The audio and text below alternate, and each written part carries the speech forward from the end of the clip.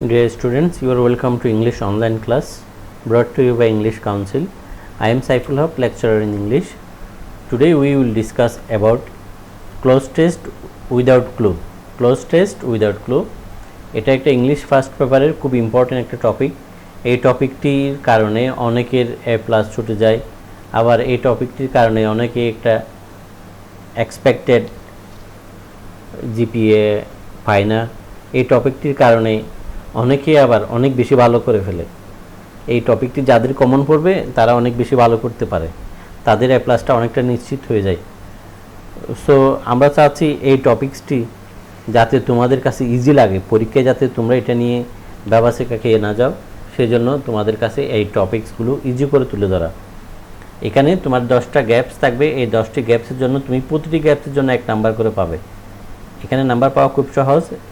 এই টপিকটা কভার করতে পারলে তোমার মানে জিপিএটা অনেক তোমার এক্সপেক্টেড জিপিএটা তুমি পাবে ইনশাল্লাহ।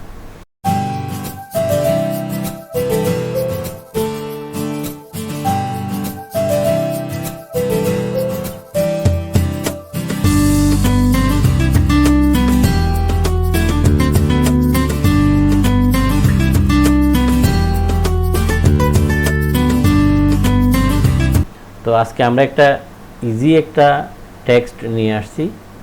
এটা জাস্ট তোমাদের প্র্যাকটিসের জন্য। এটা একটা ভোকাবুলারি টেস্ট মূলত। দেখো, Bangladesh is a land of dash.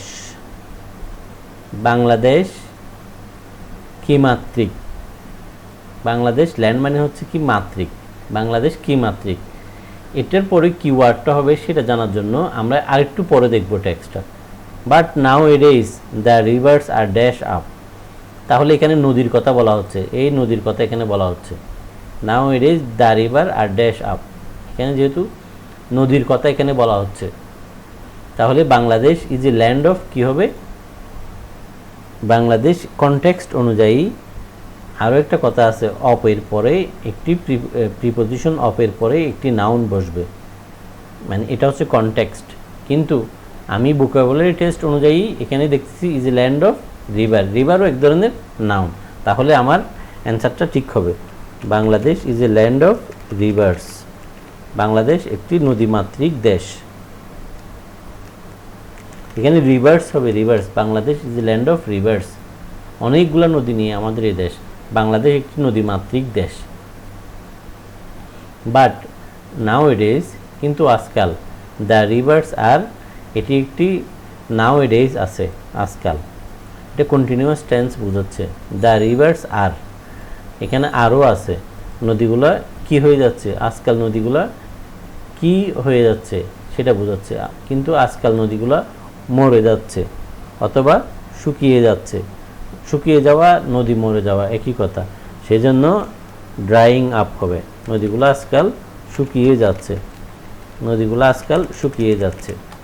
তোমরা একটু খেয়াল করলে এটা তোমাদের কাছে অনেক ইজি মনে হবে, তোমরা সব পারবে মনে হবে। কিন্তু পরীক্ষায় যদি পরীক্ষা যদি সহজ হয়, কখনো টেক্সটটা ফ্যামিলিয়ার আসবে, আর না হয় একটু একটু ডিফিকাল্ট টেক্সট আসতে পারে, তখন তোমাদের একটু কঠিন হয়ে যাবে। সেজন্য তুমি নিয়মগুলো জেনে রাখবে। সো তাই, dash is an urgent necessity for our country now. তাই আমাদের দেশের জন্য এখন খুব অত্যাবশ্যক হয়ে গেছে। কিন্তু এখানে কি অত্যাবশ্যক হয়ে গেছে সেটা আর দেয় নাই আমাদের দেশে। এখানে মূলত কি অত্যাবশ্যক হয়ে গেছে, মূল কথাটাই এখানে দেয় নাই, মানে এই সেন্টেন্সে কোনো সাবজেক্ট নাই। So dash is an urgent necessity for our country. যেহেতু এখানে কোনো সাবজেক্ট নাই, সেহেতু আমাদের এখানে সাবজেক্ট আনতে হবে। সেন্টেন্সের শুরুতে যদি কোনো সাবজেক্ট না থাকে, তখন আমরা এখানে একটি বার প্লাস আইএনজি এমন একটি ভার্ব ইউজ করতে পারবো যেটি জিরান্ড হিসেবে কাজ করবে, যেটি জিরান্ড হিসেবে কাজ করবে। আমাদের নদীগুলো যেহেতু শুকিয়ে যাচ্ছে, সেজন্য আমাদের কি করা দরকার? নদীগুলো ড্রেজিং করা দরকার। আমাদের নদীগুলোকে আমাদের ড্রেজিং করা দরকার, খনন করা, নদী খনন করা, DREDGING। আমাদের নদীগুলো আমাদের আরও খনন করা দরকার। Dredging is an urgent necessity for our country now, এই জন্য আমাদের নদীগুলা খনন করা দরকার। এখানে কনটেক্সট মানে এখানে যে প্রসঙ্গ নিয়ে আমরা কথা বলতেছি সেই প্রসঙ্গ আকারে এখানে এই ওয়ার্ডটাই অ্যাপ্রোপ্রিয়েট। ড্রেজিং, নদী খনন করা আমাদের জন্য খুব অত্যাবশ্যক হয়ে গেছে। আমি যে এক্সারসাইজগুলো দেখাচ্ছি এগুলো খুব ইম্পর্টেন্ট। আমি অনেকগুলো এক্সারসাইজ থেকে বেছে বেছে এই ইম্পর্টেন্টগুলোই দেখাচ্ছি এবং নিয়মগুলোও সাথে বলে দিচ্ছি তোমাদের সুবিধার জন্য। অ্যান্সারগুলো আমি করে দেখাচ্ছি।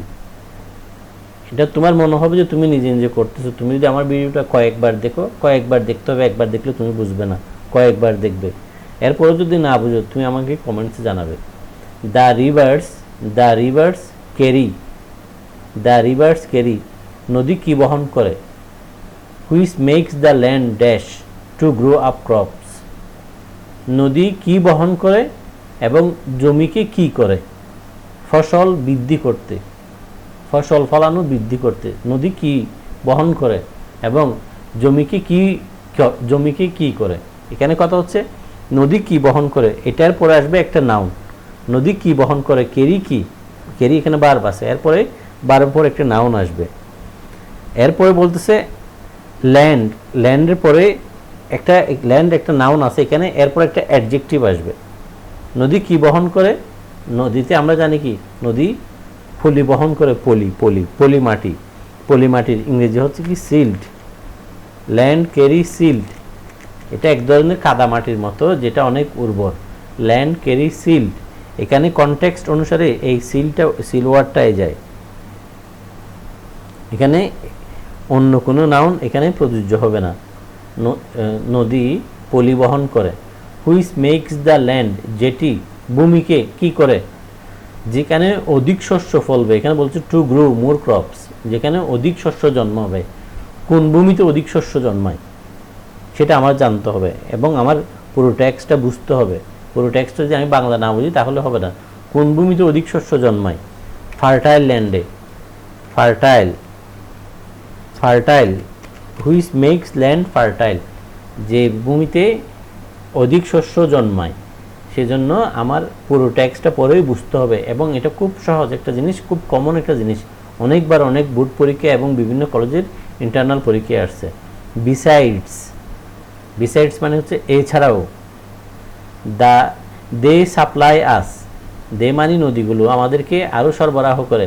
প্লেন্টি অফ, নদী আমাদেরকে প্লেন্টি অফ কি করে? ডিউরিং দ্য ড্রাই সিজন বলতেছে। নদী আমাদেরকে অনেকগুলা মাছ সরবরাহ করে। নদী আমাদেরকে কি মাছ সরবরাহ করে। ফিশেস, নদী আমাদেরকে পানীয় সরবরাহ করে। নদী আমাদেরকে পানীয় সরবরাহ করে, মাছও সরবরাহ করে। তাহলে অ্যান্সার এখানে দুইটাই হবে, ফিশেস অর ওয়াটার। নদী আমাদেরকে মাছও সরবরাহ করে, পানীয় সরবরাহ করে। ডিউরিং দ্য ড্রাই সিজন, শুষ্ক মৌসুমে। ড্রাই সিজনের বাংলা হচ্ছে কি শুষ্ক মৌসুমে অথবা গ্রীষ্মকালে। We dash river water to the land. শুষ্ক মৌসুমে আমরা আমাদের মাঠে, আমাদের জমিতে কি দিই?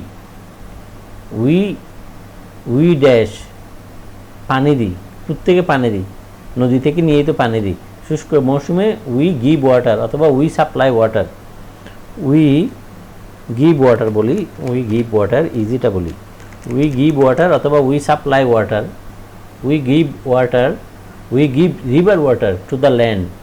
আমাদের গ্রীষ্মকালে আমরা যে চাষ করি সেখানে আমরা নদীর পানি দিয়েই চাষ করি, তখন তো আর বৃষ্টি হয় না। সেজন্য উই গিভ রিভার ওয়াটার অথবা উই সাপ্লাইও হইতে পারে, অথবা উই সাপ্লাই, অসুবিধা নাই, তুমি যে কোনো একটা দিলেই হয়ে যাবে। We supply river water to the land at present, বর্তমানের কথা বলা হচ্ছে, বর্তমানে, অ্যাট প্রেজেন্ট বর্তমানে। The dash of water causes bad harvest, বর্তমানে পানির কারণে কম ফলন হচ্ছে। বর্তমানে পানির কারণে, পানির কি কারণে? বর্তমানে পানি দূষণের কারণে নাকি পানি স্বল্পতার কারণে? এখানে যে কোনো একটা হইতে পারে, তবে পানি স্বল্পতার কারণে শস্য কম ফলন হচ্ছে। আমার কনটেক্সট অনুযায়ী আমার এখানে যেটা দরকার সেটা হচ্ছে দা এর পরে একটা নাউন আসবে, আর্টিকেল দা এর পরে একটা নাউন আসবে। দ্য শর্টেজ অফ ওয়াটার, পানি স্বল্পতার কারণে। The shortage of water, the shortage আর্টিকেলের পরে, আর্টিকেল দি এর পরে একটি নাউন হবে, নির্দিষ্ট করে বোঝাচ্ছে। এই শর্টটা হচ্ছে ছোট করা, অ্যাডজেক্টিভ, ছোট, শর্ট, বেটে, এবং এটার অভাব যখন বোঝাবি শর্টেজ অথবা ল্যাক দিতে পারো। বর্তমানে ল্যাক, অথবা তুমি এখানে ল্যাক দিতে পারো, LACK, lack of water. The lack of water অথবা shortage of water causes the bad harvest. কম শস্য ফলন হচ্ছে কি কারণে? পানি স্বল্পতার কারণে। গ্রীষ্মকালে পানি পাওয়া যায় না, সেজন্য চাষবাস করা যাচ্ছে না। এটাই হচ্ছে মূলত আমার কনটেক্সট, এই প্রসঙ্গে এই ওয়ার্ডটাই আসে। We can easily dash the use,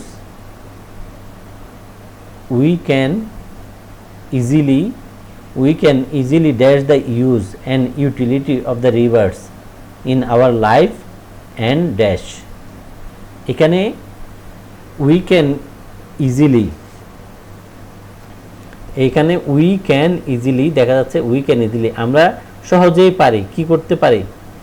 use and utility ব্যবহার করতে পারি আমাদের প্রয়োজন অনুসারে, আমাদের প্রয়োজনে আমরা ব্যবহার করতে পারি। উই ক্যান, তাহলে উই ক্যানের পরে কি করতে পারি আমরা? উই ক্যান এনশিওর দিতে পারি আমরা আমাদের প্রয়োজনে। এখানে এই উই ক্যান এতটুকু পর্যন্ত এখানে কোনো ফিনিট ভার্ব নাই। এখানে কোনো ফিনিট ভার্ব, কোনো ভার্ব না থাকার কারণে উই ক্যানটা হচ্ছে এখানে মডাল অক্সিলিয়ারি, ইজিলি অ্যাডভার্ব। এখানে কোনো ইউজ অ্যান্ড ইউটিলিটি হচ্ছে একটা নাউন ফ্রেজ। আমরা আমাদের প্রয়োজনে ব্যবহার করতে পারি, সে কারণে এখানে এটা ইউজটা এখানে ভার্ব না, এটা একটা নাউন ফ্রেজ হওয়ার কারণে এখানে একটি আমাদের ফিনিট ভার্ব দরকার। যে ফিনিট ভার্বটি আমরা দিতে পারি উই ক্যান ইজিলি এনশিওর অথবা ইনক্রিজ ইউজ অ্যান্ড ইউটিলিটি। নদী থেকে আমরা যে পানি পাই সেটা আমরা নিশ্চিত করতে পারি। We can ensure the use and the utility of rivers. নদীর পানি ব্যবহারের জন্য আমরা নিশ্চিত করতে পারি। In our life and dash, এখানে ইউজ অ্যান্ড ইউটিলিটি দুটাই একই ওয়ার্ড। ব্যবহারের ইউটিলিটি মানেও ব্যবহার, ইউজ মানেও ব্যবহার। এটা একটা নাউন ফ্রেজ, যেহেতু এটা অ্যান্ড দ্বারা যুক্ত একটা নাউন ফ্রেজ। এরপরে of the rivers in our life and dash, এখানে আরও একটা নাউন ফ্রেজ হবে। তাহলে আমরা আমাদের প্রয়োজনের জন্য, আমরা আমাদের প্রয়োজনে নদীর পানি ব্যবহার করতে পারি, ব্যবহার নিশ্চিত করতে পারি। আমরা আমাদের প্রয়োজনে নদীর পানি ব্যবহার নিশ্চিত করতে পারি। কীভাবে, কী জন্য? লাইফ অ্যান্ড লিভিং, জীবন এবং জীবিকার জন্য। এটি একটি নাউন ফ্রেজ, লাইফ অ্যান্ড লিভিংটা হচ্ছে একটি নাউন ফ্রেজ। আমাদের জীবন জীবিকার প্রয়োজনে আমরা এটা ব্যবহার করতে পারি। লাইফ অ্যান্ড লিভিং মানে হচ্ছে জীবন জীবিকা। এটা যেহেতু এখানে ইউজ অ্যান্ড ইউটিলিটি আছে, ব্যবহার এবং প্রয়োজনের ব্যবহার, যতটুকু ব্যবহার ততটুকু আমরা নিশ্চিত করতে পারি। এনশিওর, কনটেক্সট এই টেক্সটের প্রসঙ্গক্রমে এই ওয়ার্ডগুলি হয়। তুমি এরকম আরও অনেক বেশি প্র্যাকটিস করলে তুমি বুঝতে পারবে এবং তোমাদের সমস্যার কথা আমাকে কমেন্টসে জানাবে। Thank you for watching the video. Hope you will enjoy the class. Next time I will prepare very common and easy topics which is difficult for you. I will make it easy for you. Please subscribe my channel, and if you like it, share the videos. so that your friend can see. Thank you.